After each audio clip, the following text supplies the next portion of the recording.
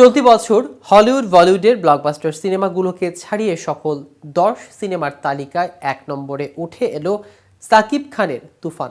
এ তালিকায় আরও স্থান পেয়েছে এই অভিনেতা রাজকুমার ও দরদ। শুক্রবার রাতে চলতি বছরের হিসাব শেষে একটি তালিকা প্রকাশ করেছে দেশের সবচেয়ে বড় মাল্টিপ্লেক্স চেইন স্টার সিনেপ্লেক্স। কিন্তু এ তালিকায় কোন অবস্থানে আছে অনন্য এই সিনেমাগুলো?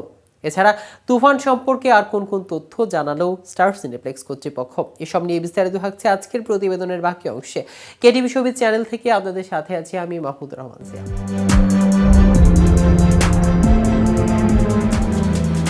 প্রতিষ্ঠানটি জ্যেষ্ঠ বিপণন কর্মকর্তা মেজবাহ উদ্দিন আহমেদ জানান, বছর জুড়ে তাদের মাল্টিপ্লেক্সে মুক্তি পেয়েছে হলিউড, বলিউড ও ঢালিউডের ছবি। সেখান থেকে টিকিট বিক্রির বিচার বছরের 10টি সিনেমার তালিকা করেছে স্টার সিনেপ্লেক্স কর্তৃপক্ষ। তালিকার প্রথমে রয়েছে তুফান, এরপর পর্যায়ক্রমে স্থান পেয়েছে Deadpool and Wolverine, Dunki, Godzilla ও কং, কুর, মোয়ানা 2, ভেনম, কুংফু পান্ডা 4, রাজকুমার এবং দরদ। হিসাব মতে 2024 সালে স্টার সিনেপ্লেক্সে মুক্তি পাওয়া দেশি বিদেশি সিনেমাগুলোর মধ্যে সেরা 10-এ স্থান পাওয়া 3টি সিনেমা বাংলাদেশের, 5টি হলিউডের ও 2টি বলিউডের।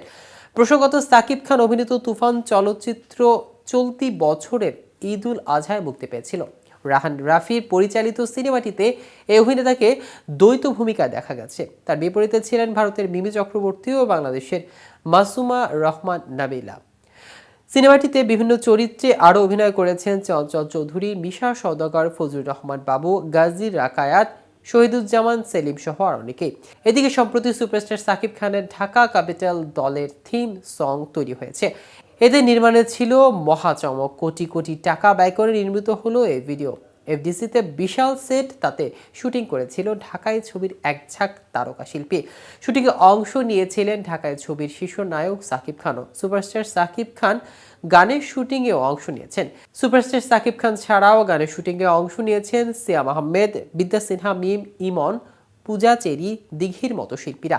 জানা গেল, সাকিব খানের প্রতিষ্ঠিত রিমার্ক আয়ারল্যান্ড আসন্ন বিপিএল যে ঢাকা ক্যাপিটাল নামের টিম কিনেছে, সেই টিমের থিম সঙ্গের শুটিং এটা, যাতে সাকিব খানের সঙ্গে নিতেছেন দেশের শোবিজ অঙ্গনের 15 জন তারকা। যাতে স্পোর্শিয়া, ইরফান, সাজ্জাদ, মিথিলা, সারিকা, সাবা অংশ নিয়েছেন ঢাকা ক্যাপিটাল দলের খেলোয়াড়রা। রাসেল মাহমুদের গানটি তৈরি করেছেন প্রীতম হাসান। এফডিসিতে সেট ফেলে গানটির ভিডিও নির্দেশনা দিয়েছেন রাকিব আহমেদ। কোরিওগ্রাফির কাজ করেছেন বিল্লাল রোহান। মূলত রিমার্ক আয়ারল্যান্ড পরিচালিত হিসেবে রয়েছে সাকিব খান। তার নেতৃত্বে এই দলের ব্র্যান্ড অ্যাম্বাসিডর হিসেবে যুক্ত আছেন ঢাকায় শোবিজের অর্ধডজন তারকা। আগেই ঘোষণা হয়েছে কোটি কোটি টাকা ব্যয় তৈরি করা হয়েছে দলটির থিম সং। গানটির শুটিংয়ে তারই প্রমাণ মিলল। শুটিংয়ের পরও ঢাকা ক্যাপিটাল কর্তৃপক্ষ জানালেন, গানটির নির্মাণে খরচ হয়েছে কোটি টাকারও বেশি। গানের শুটিংয়ে অংশ নেওয়া সিয়াম আহমেদ বলেন, আমি রিমার্ক আয়ারল্যান্ডের অ্যাম্বাসেডর হিসেবে আছি, আর ঢাকা ক্যাপিটাল হচ্ছে এই প্রতিষ্ঠানের একটি টিম, তাই ঢাকা ক্যাপিটাল আমাদেরও টিম।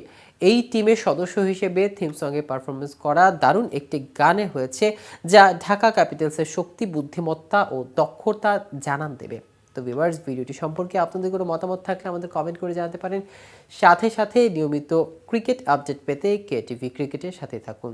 ধন্যবাদ সবাইকে।